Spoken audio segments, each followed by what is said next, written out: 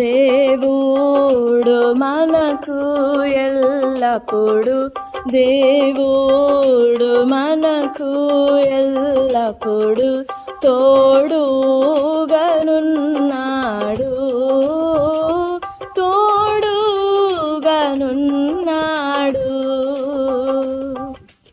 ఏదెనులో ఆదాముతో నుండెన్, ఏదెనులో ఆదాముతో నుండెన్, హానోకు తోడనేగేను, హానోకు తోడనేగేను. దీర్ఘదర్శకులతో నుండేను, దీర్ఘదర్శకులతో నుండేను. ధన్యులు దేవుని గలవారు, ధన్యులు దేవుని గలవారు. తోడుగానున్నాడు దేవుడు మనకు ఎల్లప్పుడు, దేవుడు మనకు ఎల్లప్పుడు తోడుగానున్నాడు, తోడుగానున్నాడు.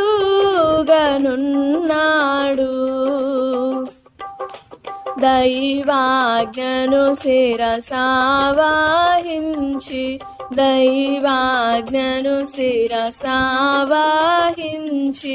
దివ్యముగానబ్రాహాము, దివ్యముగానబ్రాహాము. కన్న కుమారుని ఖండించుటకు, కన్న కుమారుని ఖండించుటకు ఖడ్గమునెత్తినయప్పుడు, ఖడ్గమునెత్తినయప్పుడు తోడుగానున్నాడు. దేవుడు మనకు ఎల్లప్పుడు, దేవుడు మనకు ఎల్లప్పుడు తోడుగానున్నాడు, తోడుగానున్నాడు.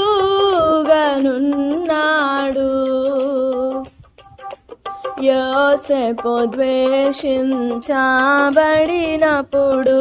యోసేపు ద్వేషించబడినప్పుడు, గోతిలో త్రోయబడినప్పుడు, గోతిలో త్రోయబడినప్పుడు, శోధనలో చెరసాలయందు,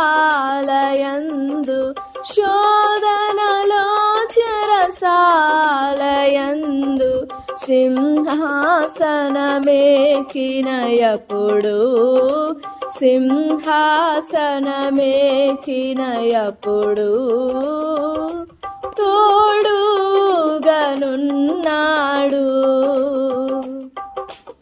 ఎర్ర సముద్రపు తీరమునందు, ఎర్ర సముద్రపు తీరమునందు, ఫారో తరిమిన దినమందు, ఫారో తరిమిన దినమందు, యోర్దానును దాటిన దినమందు, యోర్దానును దాటిన దినమందు, యెరికో కూలిన దినమందు, యెరికో కూలిన దినమందు తోడుగానున్నాడు. Praise the lord, praise the lord. యేసు ప్రభువారి పరిశుద్ధ నామంలో మీకు మా హృదయపూర్వకమైన వందనాలు తెలియపరుస్తున్నాం. పిల్లరా, దేవుడు మనకి ఇచ్చిన ప్రశస్తమైన ఉదయకాల సమయంలో 119వ కీర్తన 7వ వచనంని ధ్యానం చేసుకుందాం. నీతిగల నీ న్యాయ విధులను నేను నేర్చుకున్నప్పుడు యథార్థ హృదయముతో నీకు కృతజ్ఞతాస్తుతులు చెల్లించెదను. ఉదయకాల సమయంలో నేర్చుకొనుట అనే మాటను మనం ధ్యానం చేస్తున్నాం. దావీదు జీవితంలో నుండి మరొక నూతనమైన విషయాన్ని ధ్యానం చేసుకుందాం. 1 సమూయేలు గ్రంథం 18వ అధ్యాయం 5వ వచనం చదువుకుందాం. దావీదు సౌలు తనను పంపిన చోట్లకెళ్ళను పోయి సుబుద్ధి కలిగి పని చేసుకొని వచ్చెను గనుక సౌలు యోధుల మీద అతన్ని నియమించెను. జనులందరి దృష్టికిని సౌలు సేవకుల దృష్టికిని దావీదు అనుకూలుడై ఉండెను. అదే మాట 14-15 వచనాల్లో కూడా కనపడుతుంది.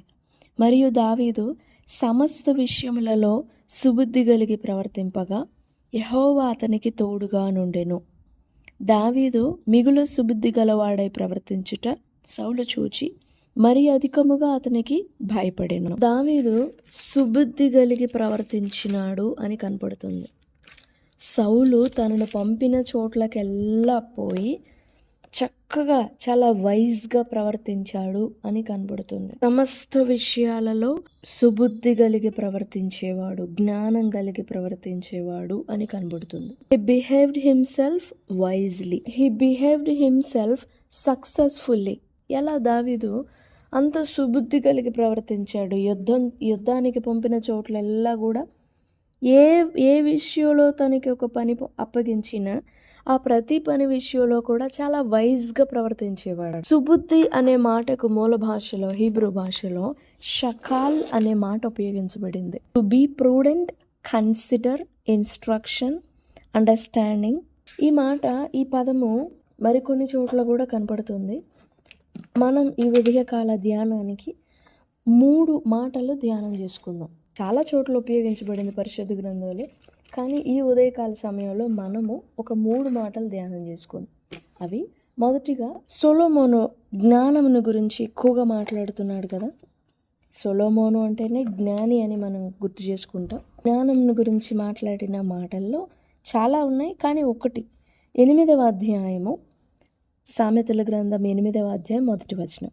జ్ఞానము ఘోషించుచున్నది, వివేచన తన స్వరమును వినిపించుచున్నది. ఇక్కడ జ్ఞానము వీధులలో అరుస్తున్నది అని ఈ సామెతల గ్రంథంలో సొలొమోను ఉపయోగించిన జ్ఞానము అనే వర్డ్ చాలాసార్లు కనపడుతుంది. అయితే ఇందులో సొలొమోను ఉపయోగించిన షకాల్ అనే వర్డ్, షకాల్ అనే పదము ఫెమినైన్గా స్త్రీలింగంలో కనపడుతుంది. సొలొమోను ఉపయోగించిన షకాల్ అనే మాట సామెతల గ్రంథంలో చకేమా అని ఉపయోగించబడింది. ఎందుకు సొలొమోను ఫెమినైన్లో జ్ఞానము అనే మాటను ఉపయోగించాడు అని మనం ధ్యానం చేసినప్పుడు, సొలొమోను ఒక ఇంటిమసీని గురించి మాట్లాడుతున్నాడు, ఒక అన్యోన్యతను గురించి మాట్లాడుతున్నాడు. ఒక స్త్రీకి పురుషునికి మధ్య ఉండే అన్యోన్యతను గురించి జ్ఞానమును పోల్చి మాట్లాడుతున్నాడు సొలొమోను. Like a wife knows her husband in intimacy, she knows and understands his heart as he does her heart.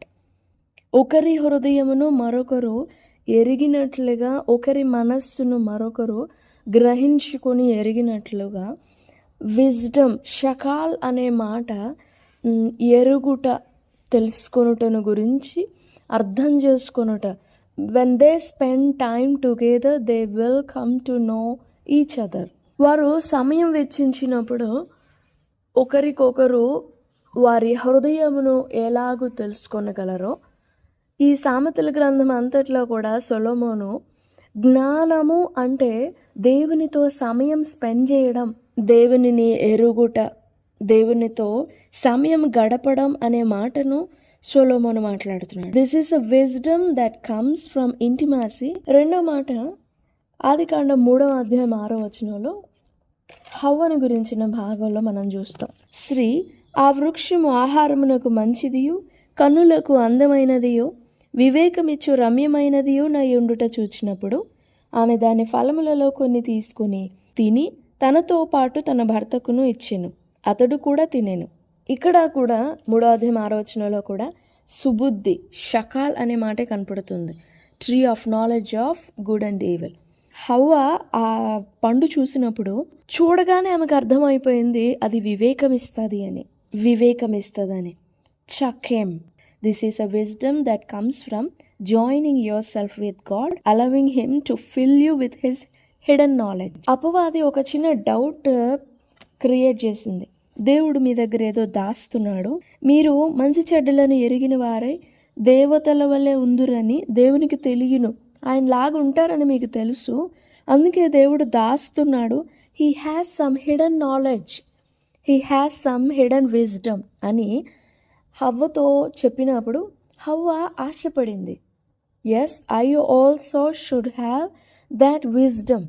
దేవుడు కలిగి ఉండిన ఆ జ్ఞానాన్ని, ఆ వివేకాన్ని నేను కూడా తెలుసుకోవాలి, నేను కూడా పొందుకోవాలని ఆశపడింది. ఈ వచనం, ఈ చకేం అనే మాట యొక్క భావం ఏంటంటే దేవునితో కలిసిపోవడం, దేవునితో ఏకమైపోవడం, దేవుని లాగా, దేవుని వలె మారిపోవడం. Joining yourself with God, దేవునితో కలిసి దేవుని జ్ఞానాన్ని పంచుకోవడం.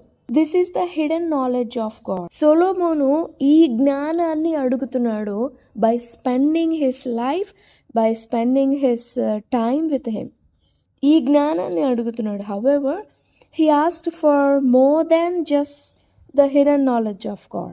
More than just the hidden knowledge of God. He wanted to gain this knowledge through an intimacy with God. Solomon కూడా ఈ జ్ఞానాన్ని అడిగాడు. హవ్వ ఆశపడిన జ్ఞానాన్ని అడిగాడు, కానీ ఈ సమయం వెచ్చించి దేవునితో సమయం గడిపి దేవునితో తన హృదయాన్ని పంచుకొని దేవుని ఎదుట నేర్చుకోవాలి ఆ జ్ఞానాన్ని అనుకున్నాడు. హవ్వేమో ఆ పండు తినేస్తే నాకు ఆ జ్ఞానం దొరుకుతుంది, ఇదేదో రహస్యంగా ఉండింది, తింటే చాలు నాకు దొరుకుతుంది అనుకునింది. కానీ సొలొమోనేమో దేవునితో స్పెండ్ చేయాలనుకున్నాడు. He asked for more than a hidden knowledge. మూడవ మాట గినోస్కో. గ్రీకులో గినోస్కో అంటే తెలుసుకునుట, హిబ్రూలో యాదా.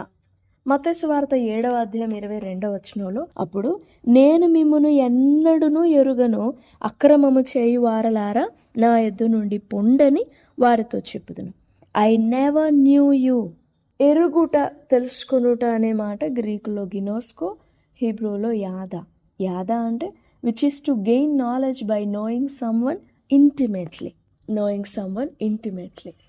ఈ మాటలన్నింటినీ మనము దావీదు విషయంలో ఆలోచన చేసినప్పుడు, సౌలు తనని పంపిన చోట్లకెల్లను సుబుద్ధి కలిగి ప్రవర్తించుకొని వచ్చాను అనే మాట కనపడిన వెంటనే 18వ అధ్యాయం 14వ వచనంలో దావీదు సమస్త విషయములలో సుబుద్ధి కలిగి ప్రవర్తింపగా యెహోవా అతనికి తోడుగా ఉండెను అనే మాట కనపడుతుంది. And David behaved himself wisely in all his ways and the lord was with him. దేవుడు తనతో కూడా ఉన్నాడు కాబట్టి దావీదు సుబుద్ధి కలిగి ప్రవర్తిస్తూ వచ్చాడు. యోసేపుతో కూడా తను శ్రమల కాలంలో, అంటే తన జీవితంలోని పరీక్షా కాలంలో తను నడుస్తున్న ప్రతి సమయంలో, ప్రతి క్షణం, ప్రతి పరిస్థితిలో కూడా దేవుడు యోసేపుకు తోడై ఉన్నాడు అని 1, 2, 3 మార్లు కంటే ఎన్నోసార్లు కనబడుతుంది. More than 3 times. ఎందుకు దేవుడు యోసేపుకు తోడుగా ఉన్నాడంటే to give him wisdom, to give him knowledge, help him how to walk, and that way he was supervised by God, he was guided by God. దావీదు ఎలా అంత సుబుద్ధి కలిగి ప్రవర్తించాడు అని అంటే the Lord was with him. He is instructing David how to behave, how to speak, how to walk, how to do something.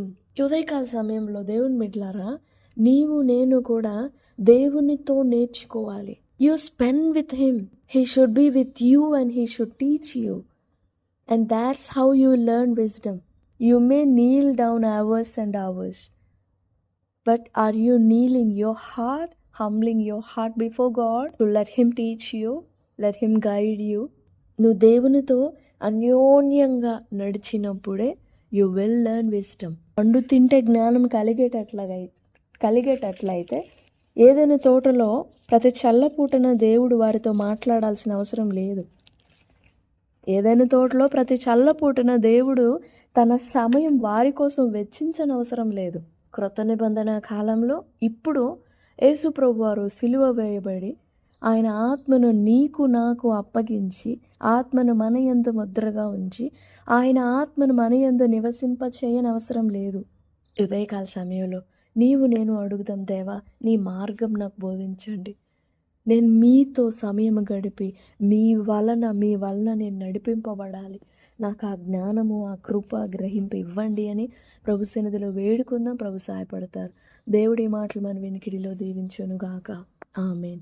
మంచి యేసయ్య, గొప్ప దేవుడా, మీ ఘనమైన నామాన్ని బట్టి స్తుతిస్తున్నాం. ఉదయకాల సమయంలో దావీదు ఎలా మిగుల సుబుద్ధి గలవాడై ప్రవర్తించుచూ వచ్చాడో, మా జీవితంలో మేము కూడా మా భక్తి జీవితంలో, మా విశ్వాస పోరాటంలో, ఈ యాత్ర జీవితంలో దేవా మేము కూడా మిగుల సుబుద్ధి కలిగి ప్రవర్తించడానికి మాకు నేర్పండి. Please help us to learn intimately of your knowledge, of your wisdom. Please open our eyes, open our understanding. ప్రభువా మాకు సహాయపడమని వేడుకుంటూ ఈ మాటలు వినిచిన ప్రియ బిడ్డలందరినీ పేరు పేరున దర్శించి, పేరు పేరున దీవించమని వేడుకుంటూ, దిన దీవెనలతో మమ్మల్ని నింపమని, దినమంతా మీ సన్నిధిని, మీ కృపని వేడుకుంటూ యేసు ప్రభువారి పరిశుద్ధ నామంలో ప్రార్థిస్తున్నాం తండ్రి. Amen, amen. Praise the Lord. God bless you all. Have a great and blessed day. Amen.